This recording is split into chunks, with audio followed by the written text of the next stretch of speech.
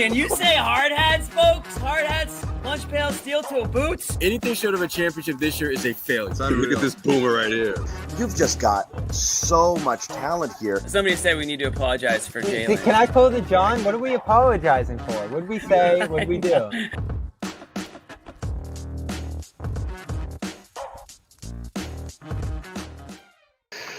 What's going on?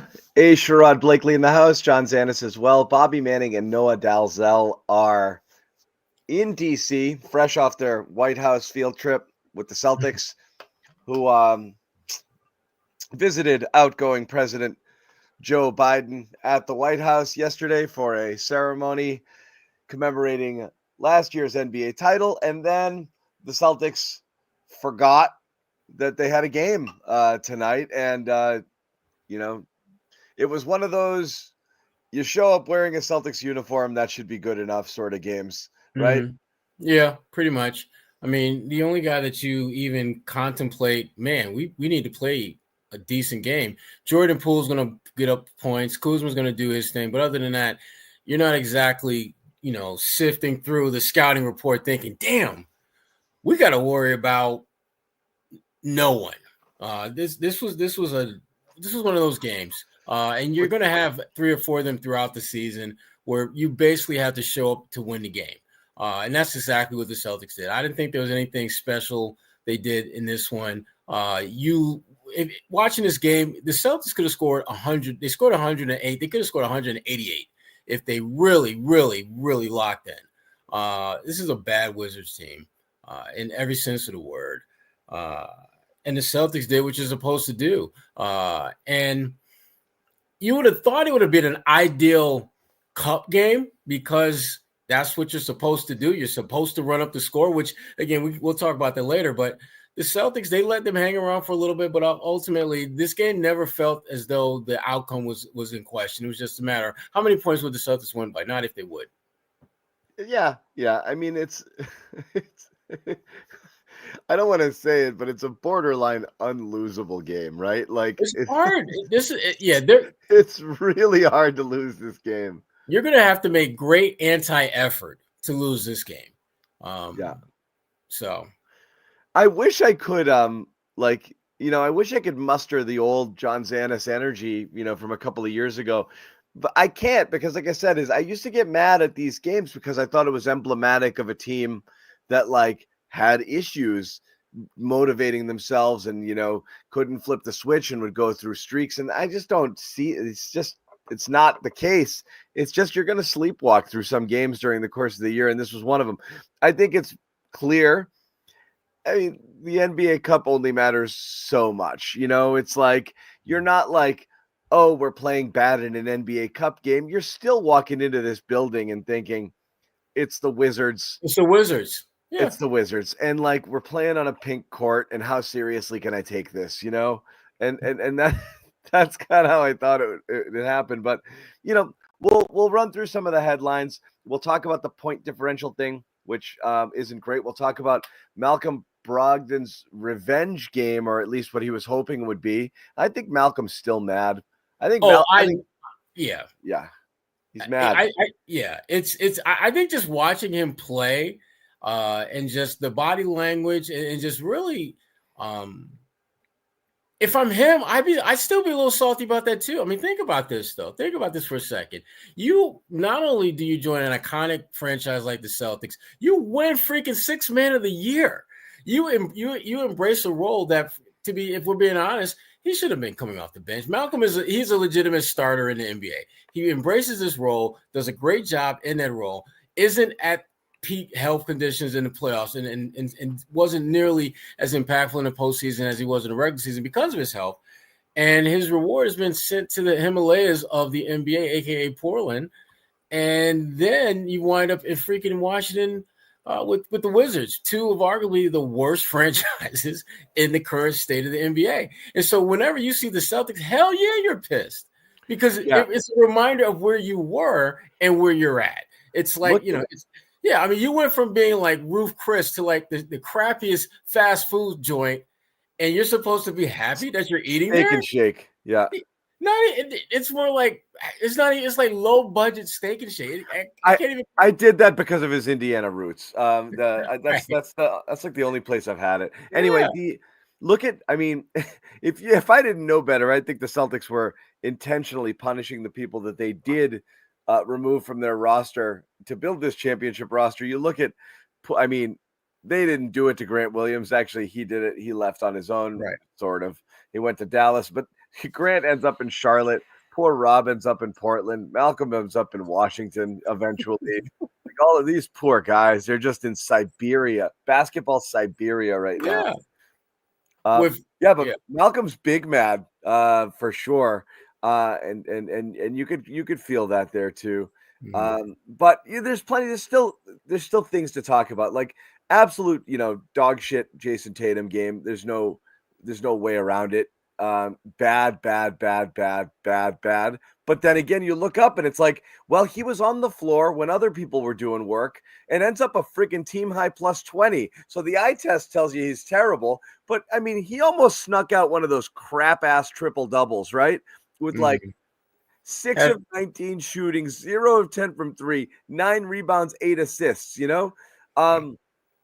So, one of those games for him. Thank goodness for JB, who when things weren't falling, and look at these. Tatum and Brown combined 3 for 23 from 3-point range. Oh. That's the grisly number. And they just kept shooting. Brown took 13 of them. 13. But thank goodness Brown was like, that's a gross stat line, 11 for 27, but that's all the 3-point shooting. When it mattered, he put his head down, he took it to the basket, he got tough buckets and what he needed to do, 11 rebounds, 5 assists. So, Brown was what they needed when they needed it. But I'm doing this without Bobby. The game turned on Luke Cornett and Xavier Tillman to a lesser degree. It really did, on these. You play the game without Horford. Kata gets the start. You've done bad when you start the first half and not the second half. And that's what happened here. Because Luke gave them really good minutes in the second quarter and was rewarded by the start. And they flipped him. And he came out and he started with that, with everybody else. And Kata came off the bench. Kata was a little bit better in the second half, but not a great game from him. Again, back-to-backs here. So, yeah, I'm going to give Luke his props here. Luke, they needed that Luke energy tonight, and they got it.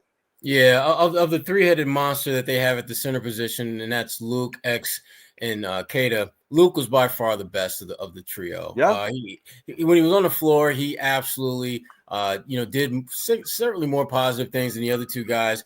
I thought Tillman had a golden opportunity to kind of reemerge in this race. He was 0 for 2, and they were wide open / lightly contested shots that he should have knocked down. The one bright spot I thought Tillman had. He had one defensive series where he got switched out on Jordan Poole and did a good job, forced Jordan to take a really tough shot. Jaylen Brown came back on the next possession, got a bucket at the rim, and that was pretty much the highlight, I thought, for his X-Man. And Kata, marginally better in the second half, but because he played so crappy in the first, there really wasn't a high threshold that he had to meet to be better. This was just one of those games. You start going through the box score and even from the eye test of actually watching it, the Celtics just didn't need their A game or B game. And I would say C- game was good enough to win this one. Yeah, it was. And, again, for those who care, I'm trying to not care, like I don't want to be a cynic about the NBA Cup stuff. I can't actually care, but I know when they get into it, they do care a little bit more as time goes on. But I don't know, John. I don't know. I think the care ends after like the first or second game. Then it's just like, if we don't go to Vegas, okay, what's our goal this year? Win a freaking NBA title. Let's put it this way. I think the cup isn't going to matter to players until they start seeing some type of connection between winning the cup and doing some things in the postseason. Then Abby reported something that I think people think about, and that was a $514,000 share. If I heard that right, that's insane. for guys who like they really need the money. That's real money. I don't care who you are. That's real money. It is, but but the thing about it, John, with these guys, is that really going to make them play any harder? Probably not. I don't know. I like money a lot. No, you and I, that's a different story. I mean, we're smacking the parquet, going all in inline defense. Yeah. But I don't care. I don't care how many Achilles I tear. Yeah, I don't know if Jayson Tatum is thinking like, damn, we really got to ball out so I can get that $500,000. No, I don't. No, he doesn't. And like I said, is that we'll start. We'll start on the down because it's a frustrating game, but it's like I'm not making a big deal about it. But it's the approach thing. I don't get it. I don't like the idea of cheating the game. Like I hate that. Like just sit. Like, that's what I don't get. It's like I'd rather load manage people and let guys go out there who are going to play than have people not super into it. And, like, this type of energy is always annoying to me. And, like, you can always tell it by, like, especially in a Tatum game, how much is he driving? And the answer is 0. Like in the, not really a lot. Maybe a forced issue or two, at some point, but not a lot. And you can always kind of tell there, which is like, I'm going to hope that these threes go down. And then when they don't, that's when you end up in these games. But it's when you're just settling for threes, not working for the threes and not getting all the threes that you want, within the flow of things, when you're just settling, and they're not falling. And then you're like, oh shit, now I have to try. And that's kind of what they found themselves in a little bit today. It was just, like I said, lazy. Like, isn't it better to show up and say, let me just try for a couple of quarters, put this thing away early, and then we can kind of coast and it's Geno time the rest of the way? I hate where you have to, like, you're playing starters deep into the fourth quarter, especially now in these games because you're trying to get the point differential thing going, which again is another asinine thing. But I don't see the point in that. Like, why come and walk through it, like sleepwalk through it? No, this was as Jayson Tatum once described, this was like a Tuesday in Charlotte kind of game where it's on the schedule. You've got to play the game, and damn it, I'm just going to be out there because people came to see me play or see us play. They did not come to see you play like crap. They came to see you actually play well. That's really what they came to see. But the Celtics and Tatum, I think he fully understands that a really good Tatum game, it'd be nice if I played well, but they don't need me to play well to beat this team. They just need me to have stretches where I remind everyone why I'm one of the top 5, top 10 players in the game. And Jaylen took what the defense gave him. I mean, and they were giving him threes, and he realized, I got to give the game a little bit more than just missed threes. And so he became a little bit more aggressive. I think he was like 3 for 13, as you mentioned, from three-point range, which means he was just doing the math real quick. He was 8 for 14 inside the three-point line. So, and he was getting pretty much what he wanted off the dribble at the rim. So this is a hard game to, I think, as a viewer, to really be excited about, and as a player, to be engaged in. I mean, I thought about Tatum and the whole Tuesday Charlotte thing, and I also thought about something Jaylen Brown at his kind of offhanded remark about certain games, Peyton Pritchard or someone else off the bench could just kind of carry them and be that guy. I thought this was one of those games that it should have been one of those games where Peyton Pritchard or Sam Hauser actually had a pretty good game. Now I think about it, shooting the ball. But this was just get the win and don't get hurt. That's really what this was about. But and the point that you alluded to earlier, John, about the point differential, it by far is the one thing about this whole cup crap that I think is just absolute ass. The fact that you're telling these guys you have to run up the score. That's what you're saying. As long as point differential is part of the equation and who moves on and who doesn't, you're going to have this. We saw it last year.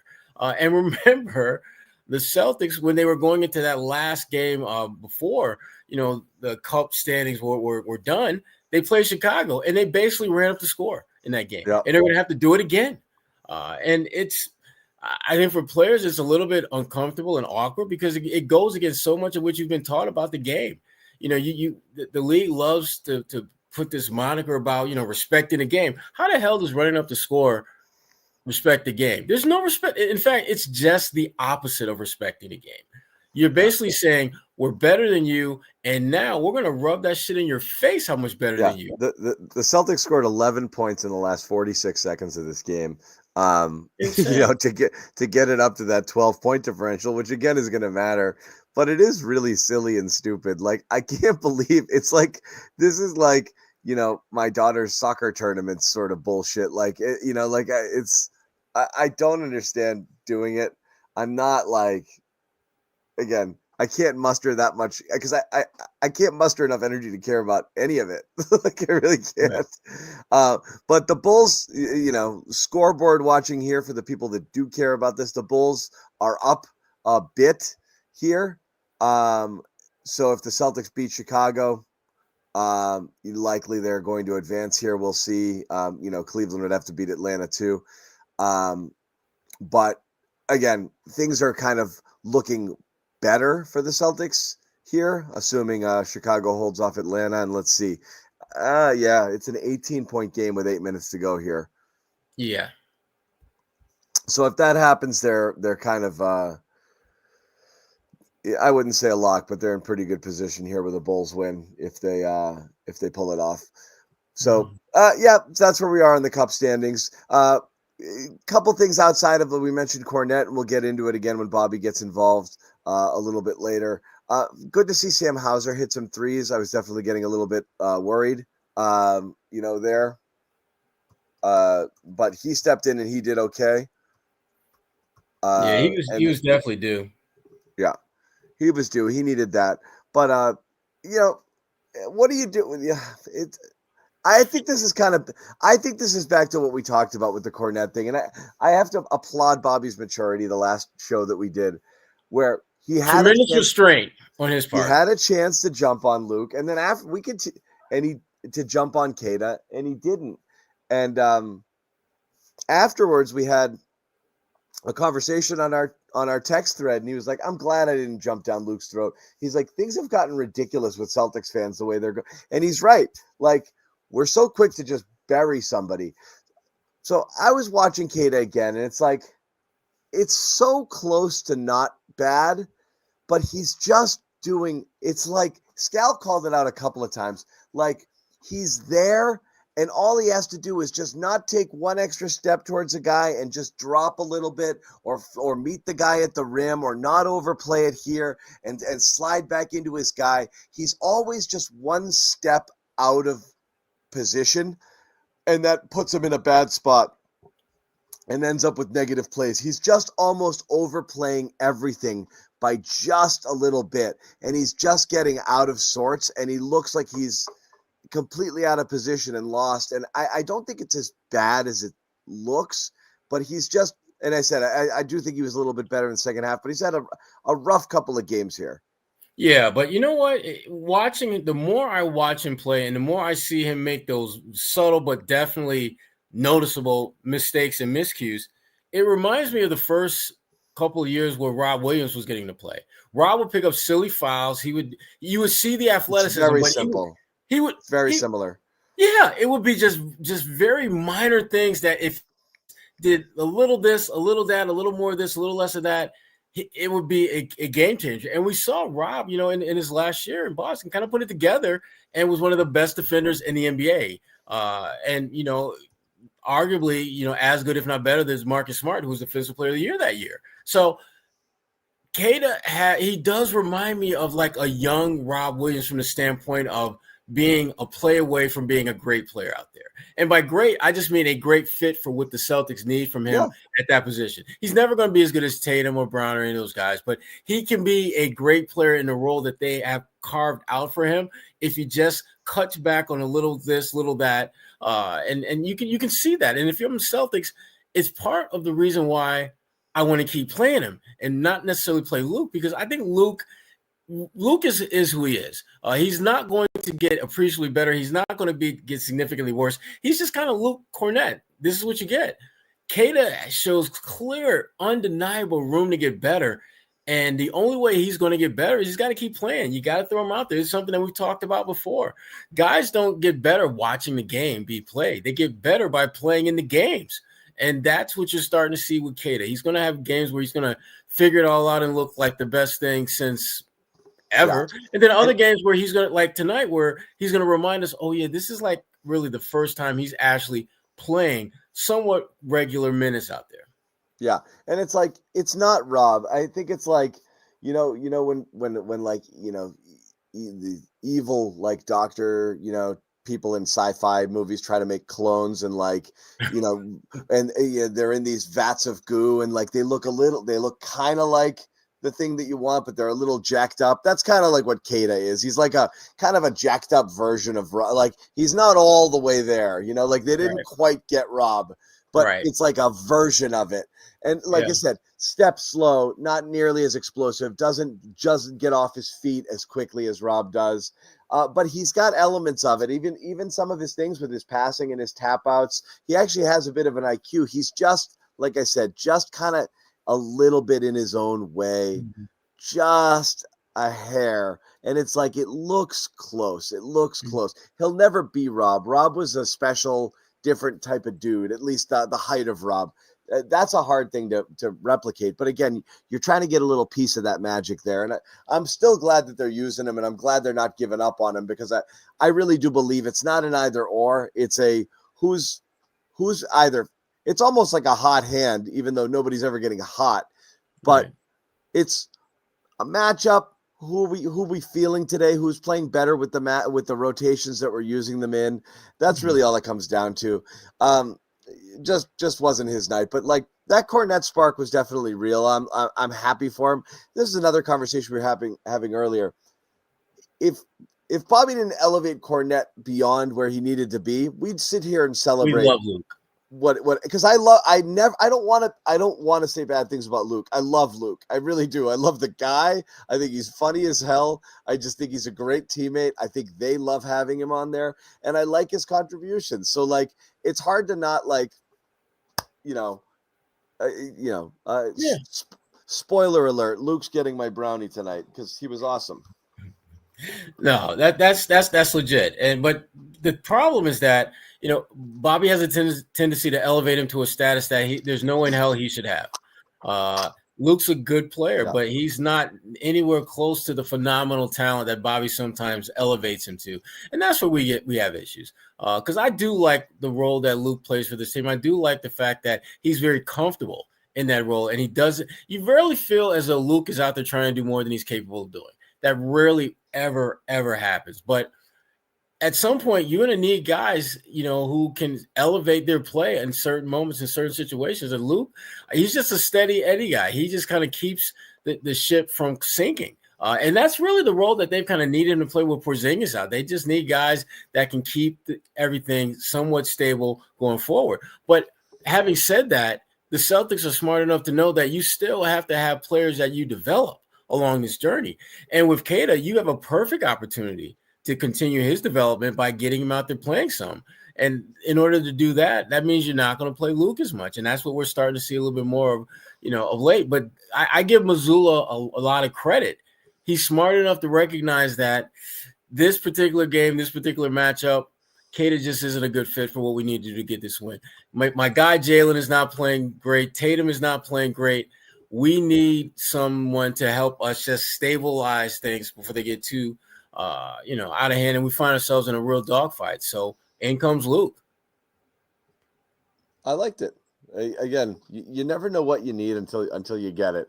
And in this case, what you needed was Luke, and you didn't know it. You didn't know it going in, but that's what you needed. We're gonna take a little pause here as we wait for some of our post-game sound to come in from DC.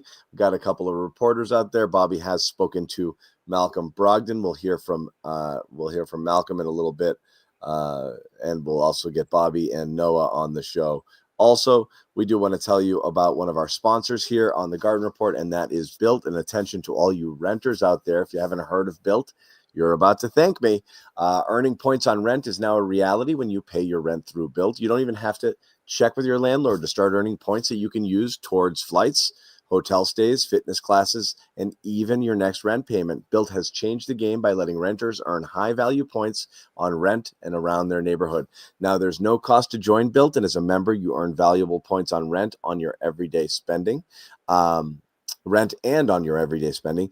Built points can be transferred to your favorite hotels and airlines, even ones you haven't heard of. Over 500 airlines and 700,000 hotels and properties around the world you can redeem your Built points towards. Points can be redeemed towards a future rent payment and unique experience that only Built members can access. So if you're not earning points on your rent, my question's why not? And honestly, that's what it boils down to is you're paying it anyway. Why not earn points? And that's what you can do here with Built. So start earning points on your rent that you're already paying by going to joinbuilt.com/garden. That's joinbilt.com/garden.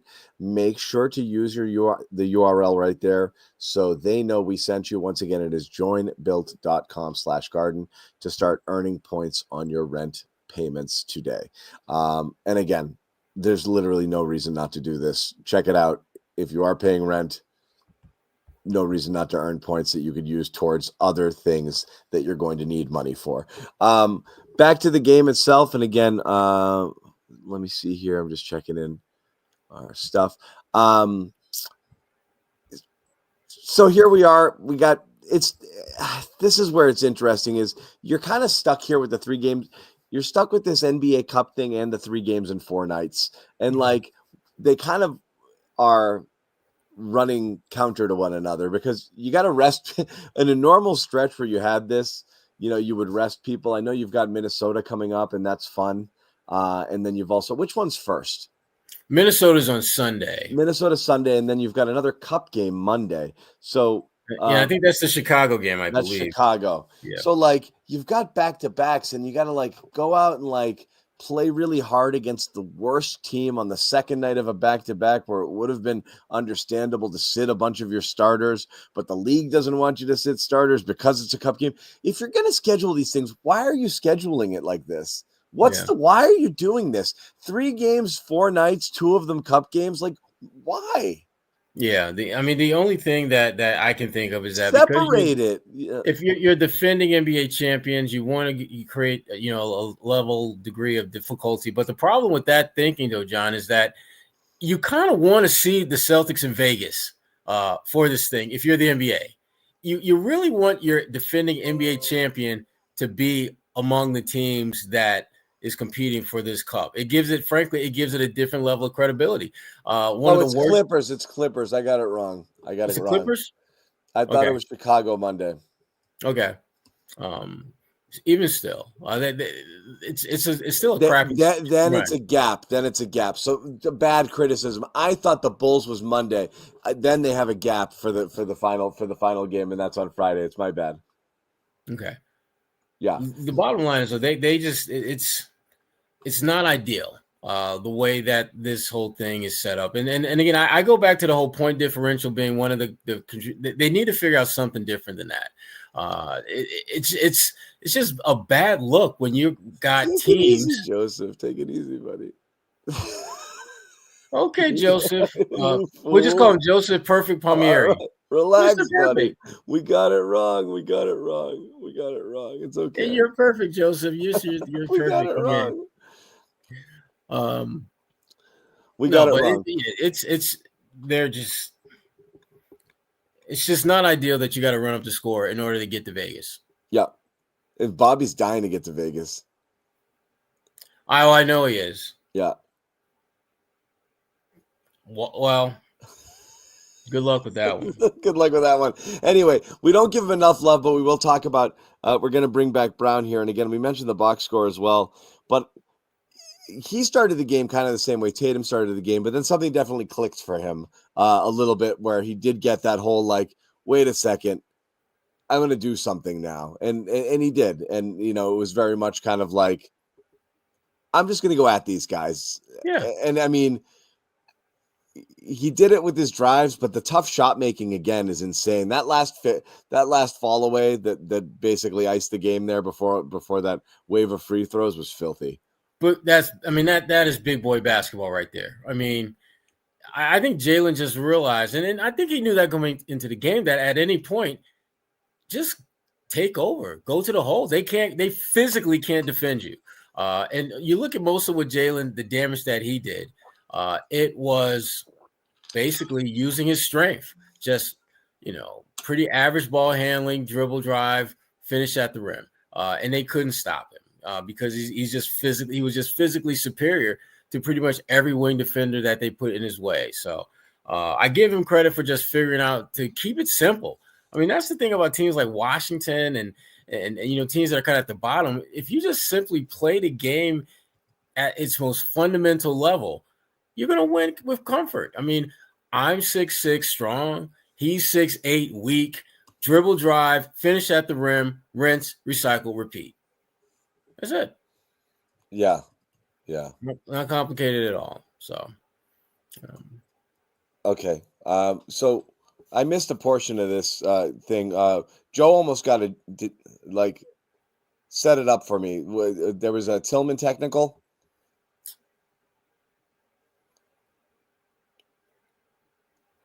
There, or what did he get mad about? Missoula on Tillman. Jackson, you got to set me up here. I don't know what I'm tossing to. Joe on his technical. Is that what the soundbite is about? Okay. Yeah. This is Joe. That was on Jalen's where Jalen didn't get a foul call. Is that right? Where Joe got really hot and went after the refs. Was that the play there? I think when he got his tech, is that what happened? He got super fired up. Sherrod, yeah. Yeah, I believe so. And that JB went to the hole, right? And then he got fired up. I thought Joe was going to get tossed. Yeah. So here he is talking about that, and then also Tillman's contributions. I got the two things messed up there, but I remember that the technical there on the JB stuff. And here's Missoula. For the first time in a while, came in and gave you guys some energy. Yeah. What made you go to him, and what did you see from him? Yeah, I mean, I just thought, he's been working hard, and I felt like the game needed something different. And those guys were always ready, and we wanted to be a little bit more switching. And the last time we played them, we played him and Luke together, and he did some great things on the defensive end, especially in the Valanciunas minutes. So I just kind of wanted to win those minutes in the fourth quarter, and to credit to him, just kind of working hard, being ready, and I thought he'd give us some good stuff. Joe, when you picked up the tech in the second half there, what were you frustrated with in that moment? And, I thought it changed the energy in the arena. Did you feel that? Yeah. Well, I was going to ask, in a moment like that, you see what I did? Try to pick one up to energize the guys. Would you even think about, getting ejected to, energize the team in a spot like that? It wasn't really about energizing the team. I think it was just manipulating the environment. I thought it's kind of what the environment needed at the time, and you just have to, make those calls from time to time. So really, I thought the team was, we were playing pretty good. It wasn't like I needed to do that, but I felt like it was a way to manipulate the environment. Look at me, Mr. Manipulator, Joe Manipulator Missoula. That was great. I gave the game what it needs. That's all we really need to say. It was like vintage Paul Pierce. I'm just giving the game what it needs. He was did you get that, Bobby? You got it, Bobby. Talking to you. You get that. That was great. I did not anticipate that would be how Joe would handle that question. That was great. Yeah, that was really good. I think Joe and Joe, without saying it, said it, and that is this was a low energy game. This was a game where they had to manufacture that fire because of the opponent. Just because of just how this whole weekend has been. I mean, it's been a love fest. I mean, you're hanging out the freaking White House. That's a very cool thing to do. And I think you made a joke about it earlier. They kind of took this as if this was a vacation, as if this was like a weekend getaway, and forgot that you actually have a basketball game to play and win. Yeah. I give the game what it needs. Joe Manipulator Missoula. The funny thing about that was it was kind of I'm playing off this comment. It's like, you see what I did there, Bobby? Did you like that? Look at me, Bobby. Look at me. You see what I do? This is what I do, Bobby. I don't know about fraud here. I do think he's got the media on a string now. Oh, yes. He can definitely do no wrong. Because You won a title. What are you going to do here? That's the credit. That it's like when your credit is extended without you really asking for it to be extended. That's what happens when you win a title. You just get more freedom to do and say whatever the heck you want to. And even when it seems like something is like bad, like picking up a tech, you know how to spin it and make it work for you. We needed energy. You see what I did there, Bobby? Everything changed. That was great. Me. Joe the Manipulator Missoula. That was great. I want to hear from Malcolm because I want to know how mad he was. You know what, though? The thing about Malcolm, and we saw this firsthand, and now I was told about this even before he got here. He is one of the most politically correct NBA players you will ever see. Like, he can rip you without ripping you. And he sounds presidential when he talks. But Malcolm's a good player, though. I mean, I think that's the one thing I think people forget. Malcolm had a really good year when he was in Boston. He's had a really good career. I mean, this is a second-round pick. He's the only second-round pick in NBA history to get Rookie of the Year. So, I mean, he's a good player and had good run here. It was incredibly short, though. And since then, I wouldn't say his numbers are gotten worse, but the teams he's played for have. And not only did they get worse, they've been among the worst in the NBA before he got there, and they aren't that much better since he arrived. So it is interesting, though, because it was like he says everything. He says the right thing. He seems like he's the type of guy who would have the respect of everybody there. He was a godsend that year. You really needed him. You needed the bench. You needed the bench scoring. And if he were healthier in the playoffs, who knows how things turn out there? I think things ended really poorly for him with that elbow, injury where he was unplayable in the playoffs. And I honestly think that they probably get to the finals if he is healthy there. So that was a tough blow for them, but I don't think anybody gave a crap that he was gone. And I just don't think he ever stuck here in any sort of way. And I guess that's just how it goes there. And that, he's kind of got that rep a little bit where that's just, the guy that he is. So, I'd be pretty annoyed. I mean, because he had a sweet gig there.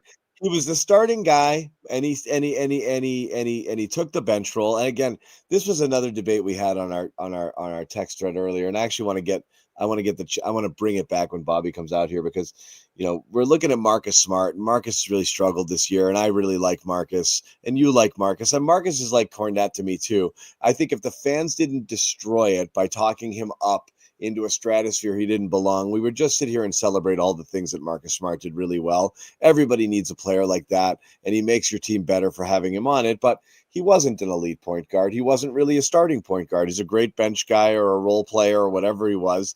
But Brogdon's here, and he's like, I am a starting player. Like, I'm like a borderline all-star, and like I'm starting behind this guy because he's got tenure on me, I guess, or I'm on the bench, and I'll be okay with it. And he did. And then we had a lot of times during the year last year where like 2 years ago, it was like, are White and Brogdon the guys who should be closing games and not Marcus here? And I said that 100 times during the year last year, where I think we're doing it wrong. So you had to move something around because Joe didn't know how to manage those guys, and Malcolm was the odd guy out all the time. Sometimes he'd forget about him. He'd only play 18 minutes. He's like, shit, I don't know how to get him back in the game at this point because I'm going to close with these guys or double big and one guard, like there was no room for any of them. So like there was a real like logjam there, and he got lost in the shuffle a ton, but definitely got kind of a raw deal here. But I also just don't think anybody cared. It was like automatically, I mean, anybody you talk to who covered the Celtics, hey, what are they going to do in the offseason? It was like, well, Malcolm's definitely going to be traded. Like it was just a one and done, and he was definitely going. Even if they couldn't orchestrate the deals that they ended up pulling off, which they did, he was going. He was going. When he falls through on day one, I mean, it wasn't just, they subbed Marcus in for Malcolm because of the injury on the Porzingis deal. It was, he was going to go in a separate deal to somewhere else. I mean, he was gone. So Bobby caught up with Brogdon in the locker room, and he played a fine game tonight. After the game to talk about kind of facing his old team? You know, guys get traded every year. I think for teams, a lot of the time it's not personal; it's a business decision. But for players, it is personal. You're uprooting your family at the end of the day. You're moving to a new city. You're having to adjust to a new situation. But honestly, it was a good trade for them, and we'll both be good in the long run. Was there frustration on your end there at the time? Honestly, I'm not even in a position anymore where I even talk about it, man. I've made peace with the situation and moved on. I'm in a good place now. It wasn't like just going up against those guys. Washington. What do you mean you're in a good place strong now? relationships with a lot of guys. It was good, man. That's the best team in the league right now. So they're the defending champs. There's a reason why. The way they closed the game, they showed it. They got some great players over there, and I got some friends over there. So I definitely enjoy competing against them. You got my vote. You got my vote, Malcolm. Yeah, I'm voting for you. Bobby pressed him a little. Yeah, and he handled it like a pro. But I mean, just reading between the lines, it's clear that the fact that he wouldn't even touch what he was feeling at that moment says everything you need to know. He wasn't happy about being traded. Who would be happy about leaving a team that is built to win a title for a team that, for them getting to the play-in game would have been like a major victory. So I get it. I absolutely get it.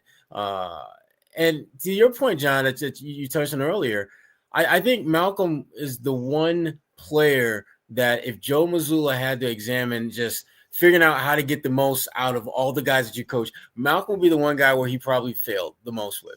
Because Malcolm could have been so much more of and he was a 6 man of the year guy. So it's not like this guy can play in his league. I mean, Malcolm, people forget it wasn't that long ago. Malcolm was a 50, 40, 90 guy. And that's hard to do. It's really hard to do, which is why so few players ever achieve that over the course of a season.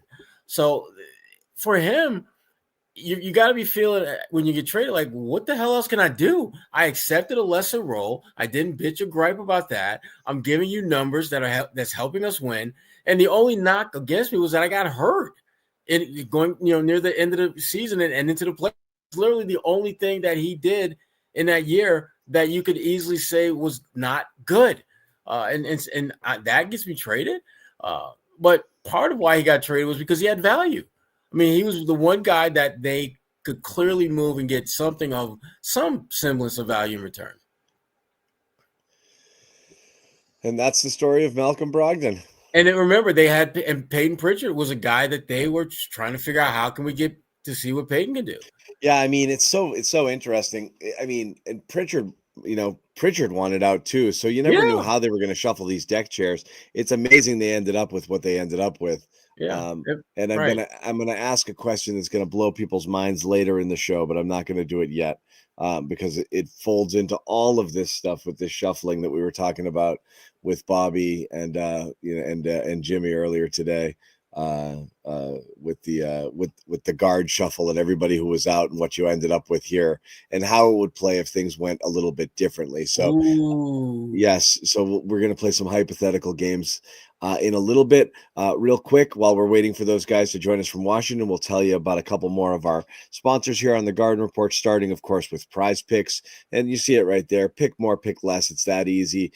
Great DFS app here where users who sign up right now use that code CLNS, play 5, get 50 instantly. And again, ton of fun and play it in multiple states. Really great action.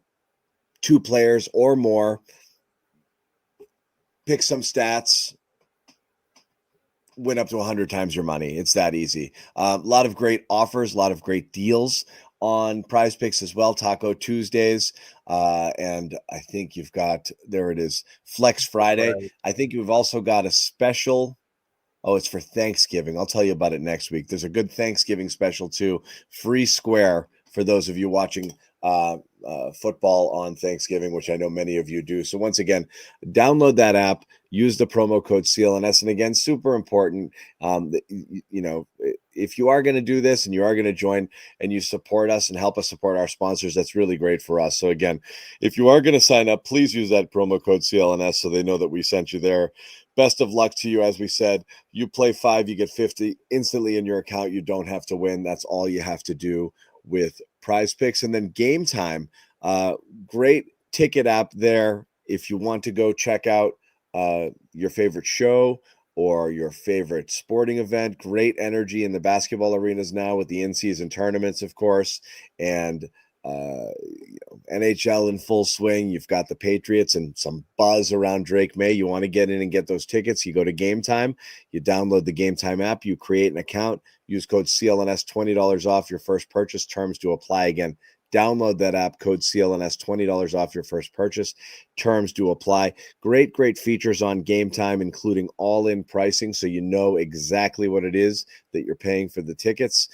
Great panoramic view from your seat, so you really have an idea what it is you're going to be looking at when you get there. So you see the offer right there again. Use that code CLNS, $20 off your first purchase. Terms do apply. And hold on, let me pull this off the screen for us and get us back.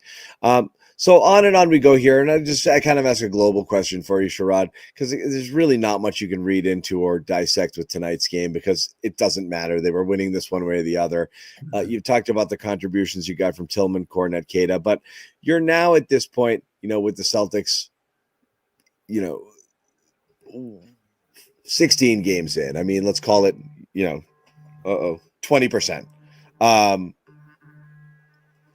You like comparing it to last year? You liking what you're seeing? Like, I do. Is there too much? Let's just show up and see what happens. You have you've got those series of slow starts, those back-to-back 16-2 starts that they've gotten under.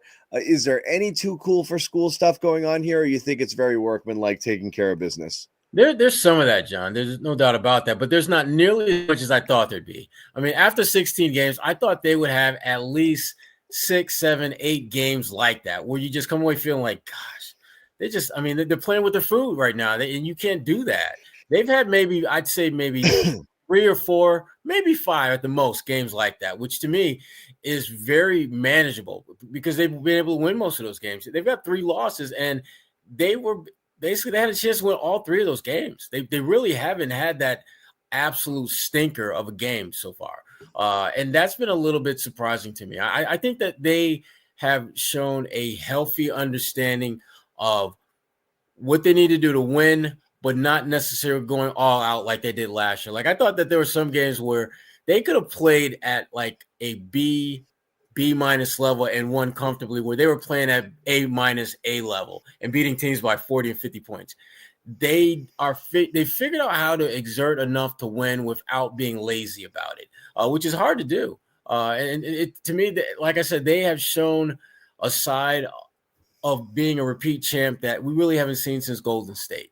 Yeah. So I am excited to see now that I've been corrected, even though the Clippers aren't necessarily one of them, but I am excited to see some Western Conference teams in here because it really is difficult to gauge where you're at against some of these teams right now because the East is in a really funky place. Yeah. Like really, really funky right now.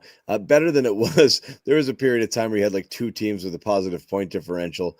And it's difficult to tell. I do like what I'm seeing from Orlando, like a lot actually. And the Knicks feel like they're riding the ship, but like there's only 4 teams over 500. I mean, it's insane. The 6th seed is the Bulls at 7-10 right now, tied with the Pistons and the Hawks.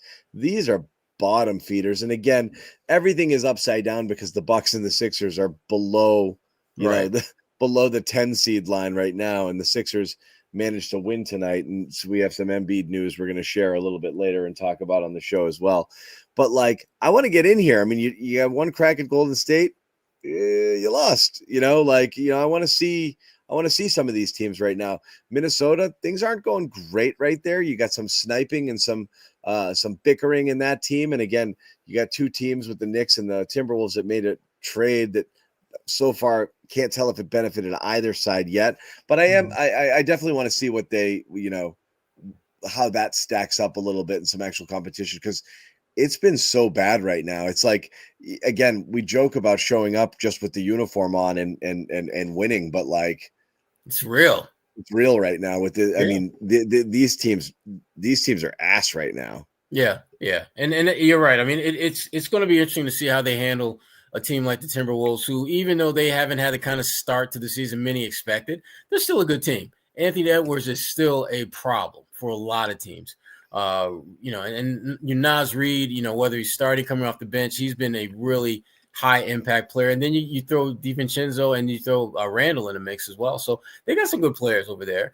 And, the Clippers, as long as Ty Lue is their coach, that team is going to play hard, and they're not going to just roll over and play dead. That's just not who they are. So, and to your point, John, at some point you need to start beating some of those teams out west, if for no other reason, just to validate yourself as one of the better teams in the NBA, because you're beating the crap out of teams in the East. Guess what? Everyone is beating the crap out of teams in the East. So that in itself doesn't make you special, doesn't make you unique. Beating teams like the Clippers, beating teams like the Timberwolves, teams that are going to play you hard, teams that you can't just show up and expect to win and anticipate winning. Those are the kind of games I think the Celtics, they're at that point in the season where you need to see how they fare against better competition. So this comes at a really good time, I think, for them in their continued growth and just really trying to build momentum towards finishing this season out strong. Yeah, it's amazing we're talking about finishing the season strong after 16 games, but this is kind of where you're at. It's let's go, let's get moving. Yeah. Let's get to the next thing, because it's this is a shit show. I can't take many more Wizards games. No. And the thing about it, it's not like the Wizards are the exception. In fact, the majority of teams are built not built like, but they give you the similar pushback and similar challenge that the Wizards do, which isn't a whole lot. There's only maybe 2-3 teams in the East that you feel you're probably going to have to play really well against. And the Celtics, when they played the Knicks right out the gate, they handled them pretty easily. Then you've got Orlando, who we still don't really know what they're about. And then the Cleveland, previously undefeated, their only loss was to Boston. So it's they've done well against the teams that are good, but let's see what they can do against some of those top teams out west.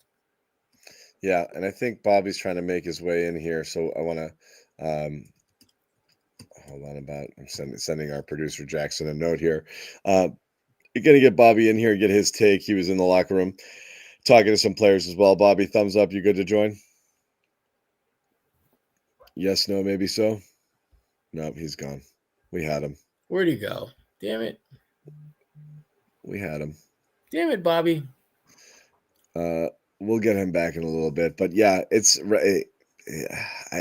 I don't know what to make of the Eastern Conference now. And it is interesting because we talked about this a little bit last time. You might be looking at a changing of the guard here with some other teams coming up that, you might not have necessarily thought, but we'll see at the end of the season. It could all kind of look the same. We're bringing in Bobby Manning here as he's trying to get himself set. Bobby,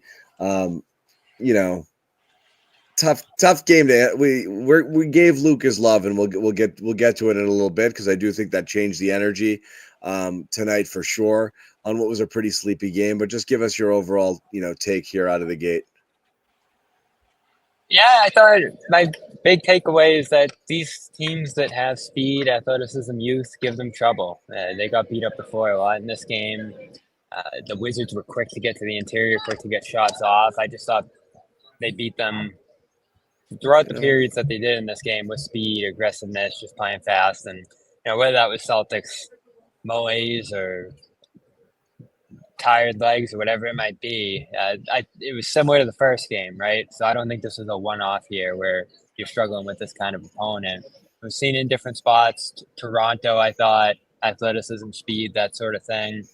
It's something I said going into this year could be the only weakness with this team at full health, is that they're a little older, they're a little less athletic. You've talked about this, John, compared to some of the most athletic teams in the league. Yeah. So that's where teams can catch them sometimes, on the boards, in transition. Celtics will actually days ago with the ball and all of that too. And they had to go through a bunch of different lineup changes in this game. But this kind of team can bother them. Maybe not beat them, but we saw with Indiana last postseason. That was the mold of a team, the style of a team, speed-wise, skill, athleticism, that can push this team a little bit. So there's another example tonight, I thought. Yeah. Hi, Noah. How's it going, guys? What's your takeaway from the whole game? I don't know. I think they came out so flat, and you have to think that maybe the weird circumstances, the White House visit, all the just the buzz around it and everything. They didn't look focused from the beginning, and then they were kind of trying to find their way and did enough, but certainly was not the most inspiring performance.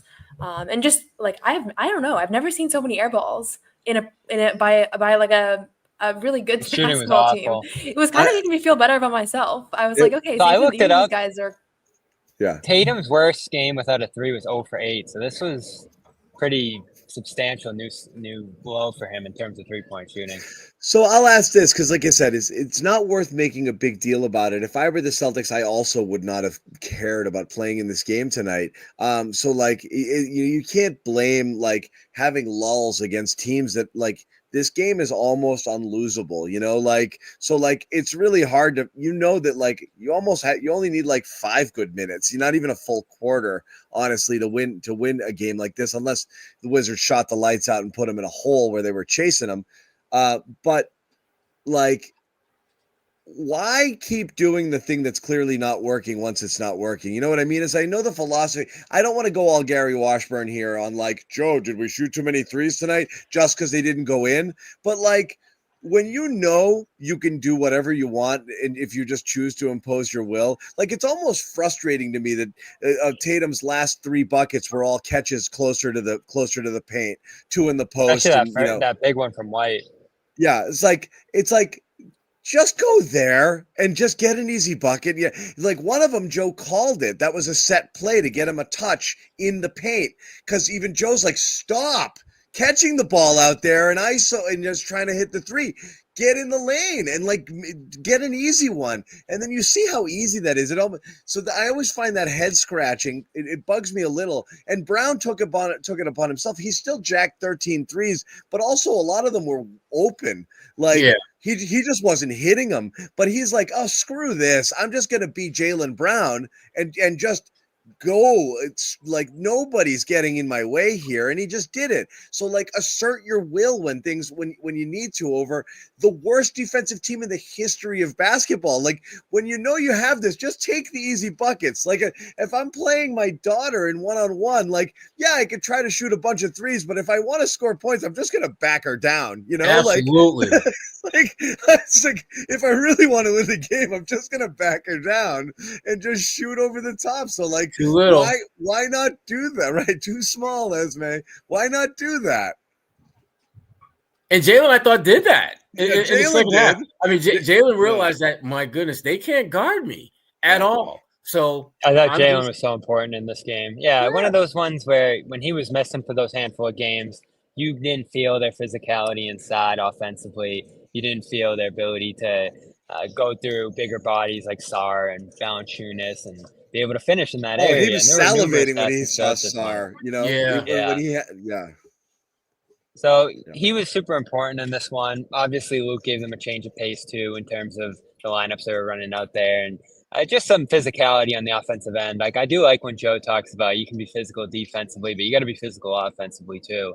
This game called for it with all the missed threes, and again, a game where you're missing a million threes, you got to be able to get on the offensive glass, and whether it was Cornette or some of the wings getting in there later in the game, Pritchard had one too.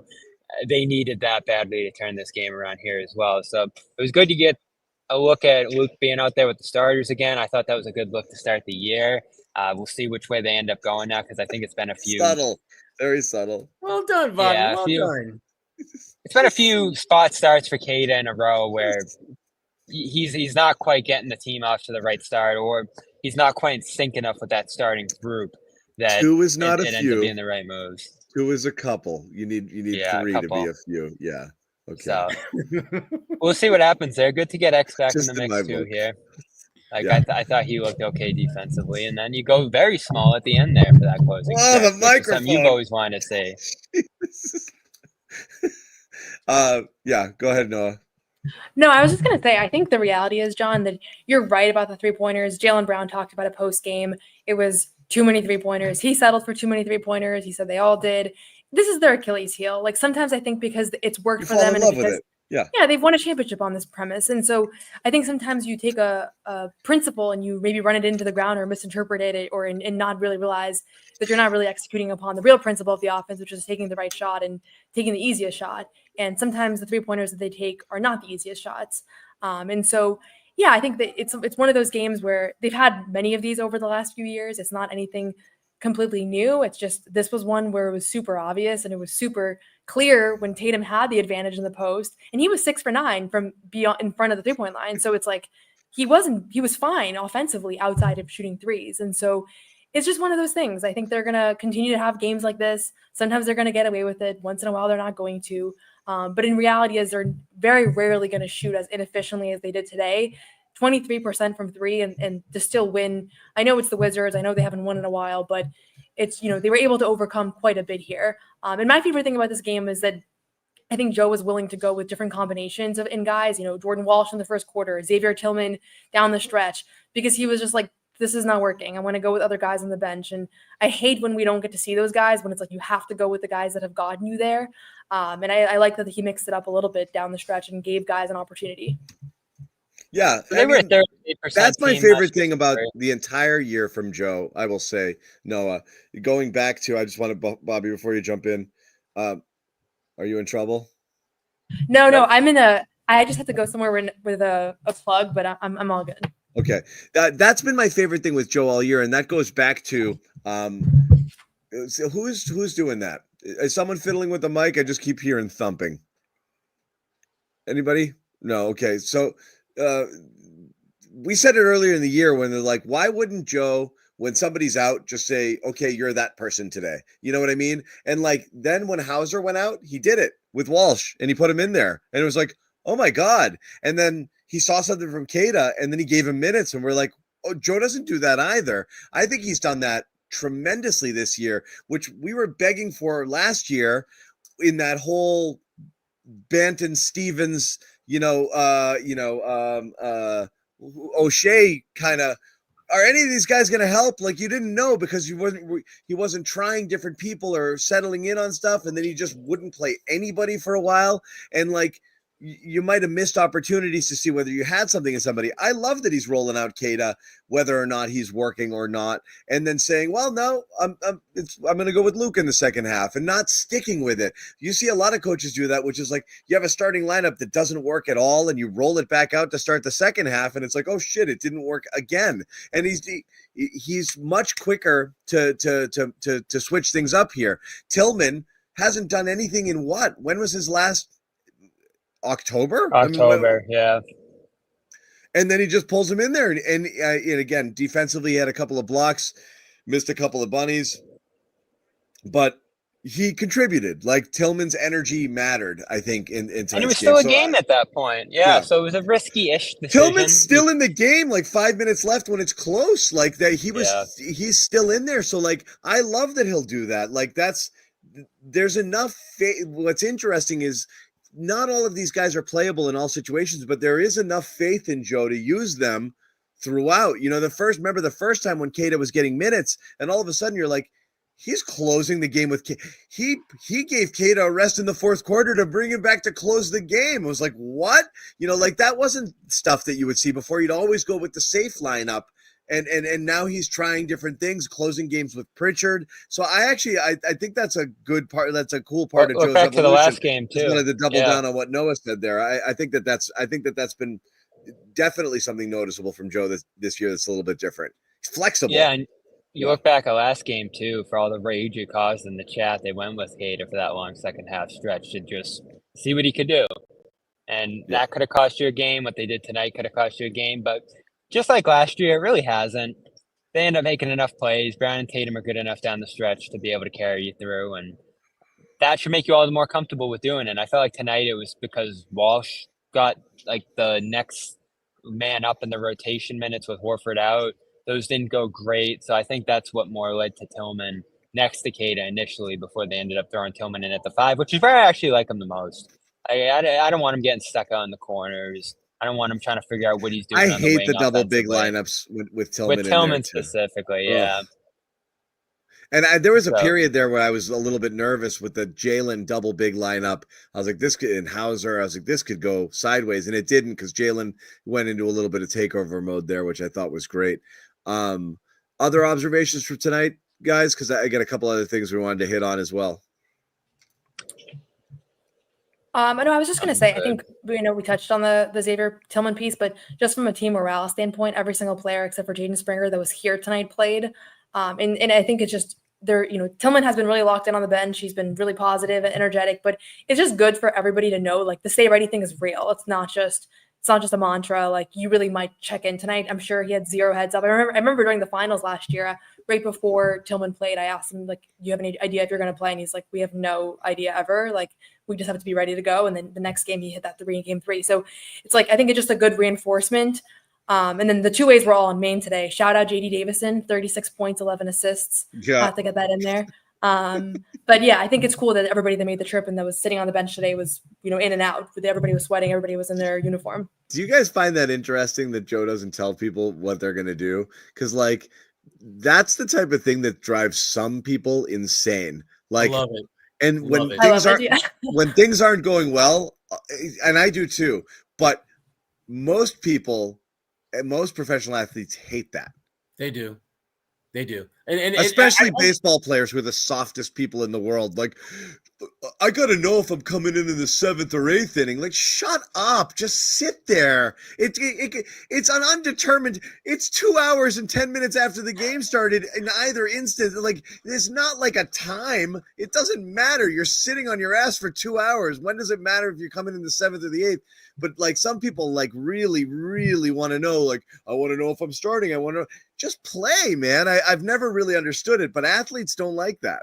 They're creatures of habit. And that, and whenever they feel that habitual routine that they want to be in is disrupted, they become pains in the ass. They're like, look, I'm here to play, so why am I not playing? Because we don't need your ass to be out there in this moment. That's why you're not playing. But you need to stay ready when I do need to call upon you. And I give the Celtics bench guys a lot of credit because for the most part, they've been able to rise to the occasion when called upon. Even in like tonight, I mean, Tillman wasn't great, but he didn't suck when he got out there. It wasn't like he didn't play well because you didn't think he was ready to play. He didn't play great because he missed open shots, because he didn't do the things that his talent would allow him to do. And that's okay, because again, it wasn't like the layoff was the reason why he wasn't more impactful. He just didn't make shots. Yeah. Noah, you were gonna. No, I was going to say, I think some part of the reason why sometimes he doesn't get subbed in is because he doesn't give the heads up, is because he doesn't know. Like, I don't think that there was any game plan to play Xavier Tillman 9 minutes tonight. Like, I don't think that was a matchup thing. I think it was Nemi was really struggling. Well, he won't even tell guys when they're going to start. Like, Cater's first start, he didn't know. Right. And I remember, and I think like with last year in the finals, they didn't know. I mean, you certainly benefit when you know. I mean, Pritchard's talked about that quite a bit. It's weird. It's a weird thing to celebrate. Because that's the kind of thing that, like, that's the kind of thing, if they were going bad, we'd be like, Joe's got to communicate better. You know what I mean? It's like, it's usually a negative. But I think the premise of stay ready is you don't know when it's going to come. And Peyton Pritchard, I think the reason he's been able to be so much better in the last 2 seasons is because he does know when his time is going to come. He's talked about it. He knows when he's going to get his touches. He knows when he's going to sub in. It certainly helps, but I prefer the philosophy. Because it makes sense, right, Noah? Like, you should be ready always, not ready only in this moment. It's like in the NFL, you've got your helmet on the whole time. Like, you're just sitting there waiting, and when the coach says go, you go. Like, that's the point. Like, it's not like you're getting up off the bench and like, oh, let me get my shit. Like, you're sitting there with a helmet on waiting for somebody to go, get out there now, and you sprint onto the field, and you immediately take off have my a job. pants. you immediately have a job to do. You gotta be fast. I want to see what X looked like when he ran the game. Did you see it, Noah? Was he ready? No, I didn't. I actually didn't realize he was in, and all of a sudden I was like, is that Xavier Tillman? And I went to the play-by-play. I saw he checked in like 10 seconds earlier, but I was bummed that I missed the momentous occasion of the rotation check-in. I'm answering this question right here. Do we go live during the game? We don't, but we might. I will tell you more about that at a later date and time. Yes, we might. Bobby, I want to bring something up to you here because, in addition to Cornette changing the general vibe of the game. Apparently, Joe Mazzulla is taking some credit for also changing the momentum and the energy in the game in a question that you asked him in the press conference. For the first time in a while, came in and gave you guys some energy. Yeah. What made you go to him, and what did you see? Not Tillman. Yeah, I mean, I just thought, he's been working hard, and I felt like the game needed something After different. this. And those guys were always ready, and we wanted to be a little bit more switching. And the last time we played them, we played him and Luke together, and he did some great things on the defensive end, especially in the Valanciunas minutes. So I just kind of wanted to win those minutes in the fourth quarter, and to credit to him, just kind of working hard, being ready, and I thought he'd give us some good stuff. Joe, when you picked up the tech in the second half there, what were you frustrated with in that moment? And, I thought it changed the energy in the arena. Did you feel that? Yeah. Feel that? Well, I was going to ask, feel that, Bobby? in a moment Feel like it? that, Did you feel it? do you try to pick one up to energize the guys? Would you even think about, getting ejected to, energize the team in a spot like that? It wasn't really about energizing the team. I think it was just manipulating the environment. I thought it's kind of what the environment needed at the time, and you just have to, make those calls from time to time. So really, I thought the team was, we were playing pretty good. It wasn't like I needed to do that, but I felt like it was a way to manipulate the environment. Did you see that? Did you see it, Bobby? He was so right, though. He's not Look wrong at here. me. That was such a boring game. There was no energy in the building. Next thing you know, it's the classic Tony Dobbins is holding him back. I locked in. Everybody locked in. He really changed the feel. I don't know, Bobby, if you feel the same. In our little area where we were sitting, we really were talking about how that moment changed the Were you getting up out of your seat? I was hyped. So, what was the score then? I don't know. I guess it was. So they had just given up a 3 the other way, right? Brown. So I had a really good view of the play when Brown thought he got fouled. He bumped in the SAR, tried to sell it, fell, and they hit a 3 the other way. And I don't know if there was a no call the other way. I asked him there what he was mad about. I have to assume it was the no call on Jalen or a series of events leading up to that. But the one thing I will say is I do feel like he was trying to get ejected there from what I could see of it. He just kept going and going and going, and it felt like a second tech was going to come. We're not clowning him for it. It's just the way he responded to Bobby is all that we're making fun of. It's the oldest tactic in the book. You see baseball managers do it all the time. They just get fake mad to get tossed out of a game. It's awesome.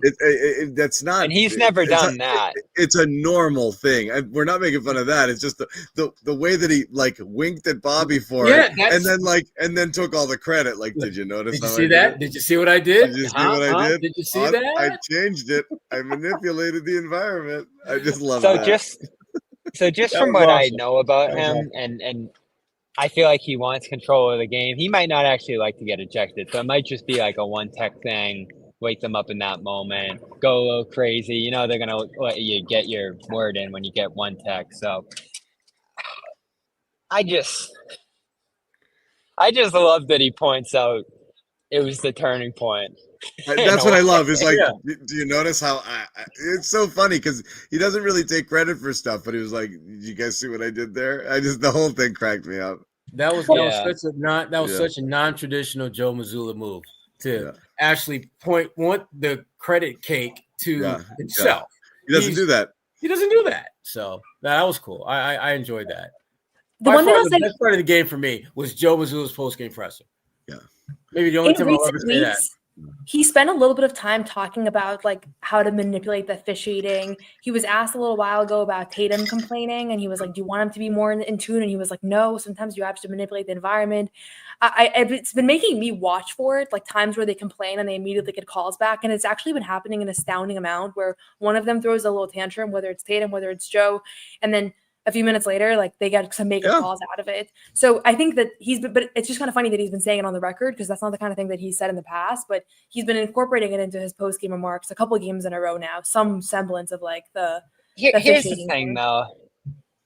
Every coach complains. Every coach gets texts.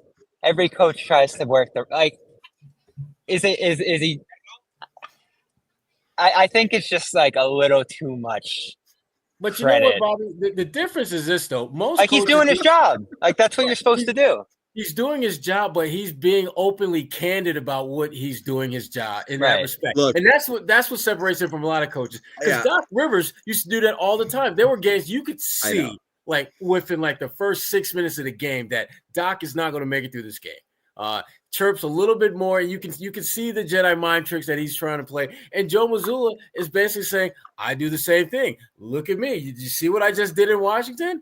We were dead men walking for most of that game until I got us all riled up. And next thing you know, we win this game pretty comfortably. How do you feel about it, John? What Joe did isn't unusual. It's the fact that he owned it and he claimed it. He took credit for it. That's what makes it different. I think he's done that a couple of times. I do think it's. I think it's in every coach handbook in every sport. It's a pretty regular thing to do. For me, it's always the balance of, forget about Joe. In the case of Tatum, what's he gaining and what's he losing by it? Like maybe he'll buy a call later, but maybe it'll also cost him 3 or 4 questionable ones because they're just like, I'm not giving it to him, So like, I actually don't know, because I do think there's a bit of a tipping point in some cases. And I mean, every Celtics fan out there will tell you Tatum doesn't get a superstar whistle, and maybe that's just homerism there, or maybe it's a legit observation where maybe it does feel like he doesn't get as many foul calls as some other people, or he doesn't get the questionable ones. Really, where I think the ones Tatum doesn't get is the not really fouls that other people get called. Right. You know what I mean? So this is what's the hardest thing to stomach with Tatum's complaining is he's not complaining because he got hammered. He's complaining like that's the kind of call a player like me should get. And like, I think refs are like, dude, that was nothing. Like, you're going to give me crap about that. And so he's mad he's not getting the superstar call, not the egregiously missed foul calls. And so I don't know if working the refs is helping him or not, because he's not getting those. He's still, as a superstar in the league for multiple years, first team All-NBA, still not getting the superstar treatment. You have to wonder whether complaining is working to his benefit or not. Yeah, he's not great at selling those calls either. I mean, and Tatum, when he gets contact, he doesn't. Everybody knows Luka complains more. I hate having this conversation every time I mention Tatum. Everybody complains. Luka's number one by a mile, so just leave it there. Not even leave close. it there. But yes, but Tatum doesn't get the superstar calls. I don't think complaining's been a problem for them the last year. Nope, not at all. Not at all. Yeah. So I mean, again, there's only so many things you can do as a coach to involve yourself in the game, to change the game, that sort of thing. So again, passing grade. Did you see that, Bobby? Did you see that? I saw it. I had a nice view of it. All right, we're gonna put a bow. We're gonna put a bow on this game. We're gonna talk about a couple other non-game related things, but first off.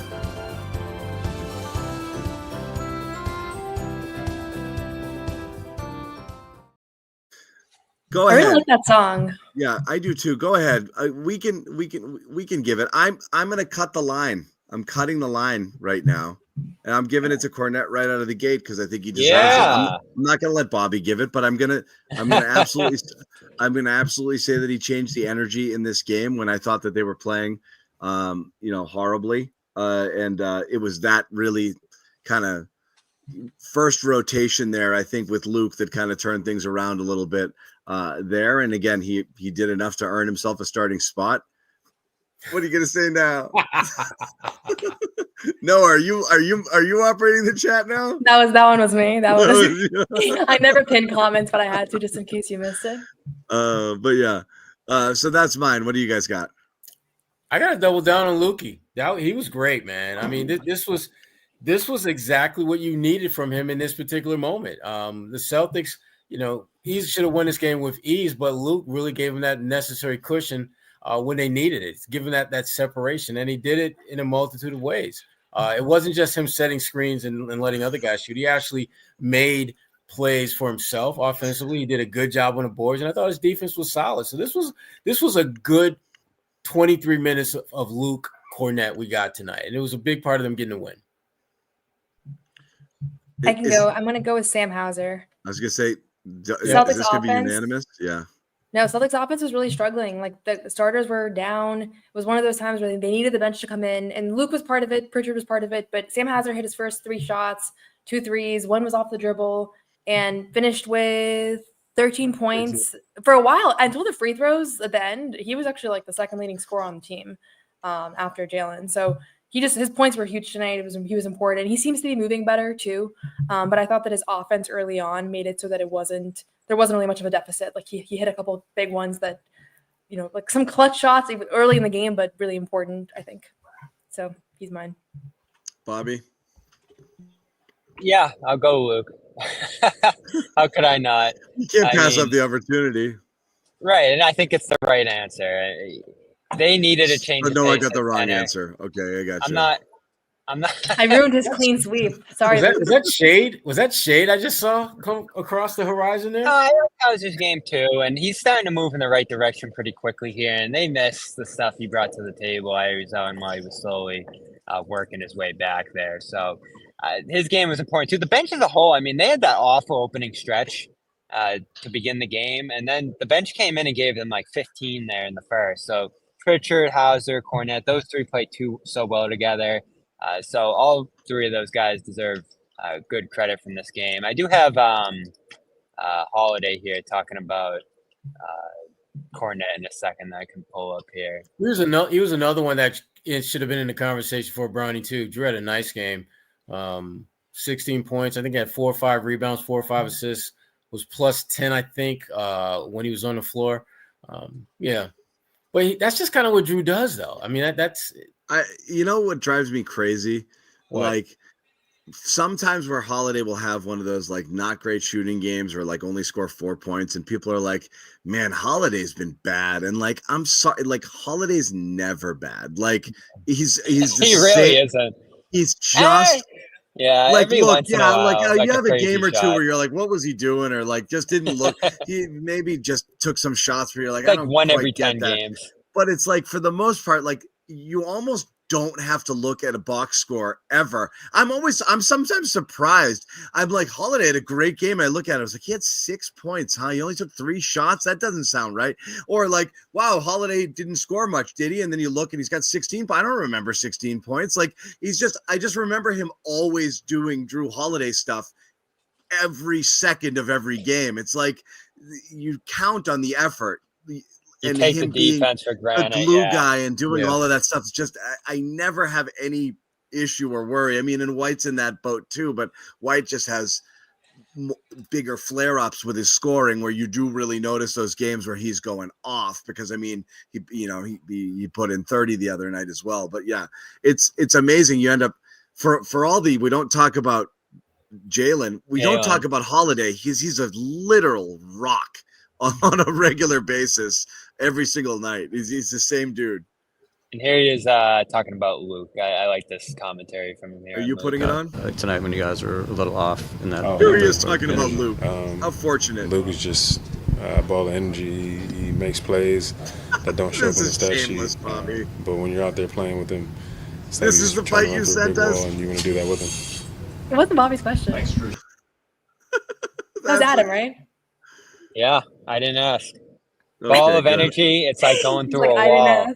And yet you didn't ask the question, and yet it found its way onto our screen. Amazing. So phenomenal, Bobby. Phenomenal. You're gonna be reading about Luke in the Globe.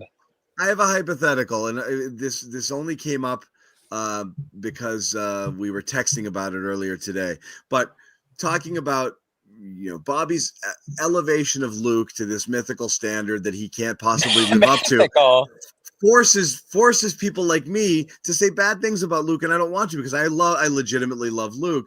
And I mentioned that we did the same. I think Celtics fans in general did the same thing with Marcus Smart during his time here, because there was an article today. I think it was a Mass Live mailbag with B-Rob just talking about Smart's struggles and how he's going, and then just looking at the numbers, and it's bad. He's had a rough start. He's had injuries, really bad. And you just don't know, as an older guy on a younger team here, what's going to happen and how that's going to turn out. And you feel bad that it's gone in that direction. I kind of made the same comparison, which was like, if we didn't oversell who Smart was, he would have been, and he shouldn't have been such a polarizing player in Boston. I believe he was, simply because fans and maybe even media to an extent elevated him to a point beyond what he was actually capable of doing, talking about him as a potential all-star point guard and this one. He was a great role-playing type of guy, and I think that was always his best is sixth man energy sort of guy coming off the bench providing defensive spark. We're talking about like, let's pretend Marcus Smart hadn't gotten traded or somehow found his way back here. What would his role be on the Celtics currently? And the hypothetical question I'm going to ask you is, if Marcus Smart somehow landed back on the Celtics right now, would he be earning minutes over Peyton Pritchard? Yep. Yes. Yep. He would. The answer is no, he would not, but that's okay. Let me hear why.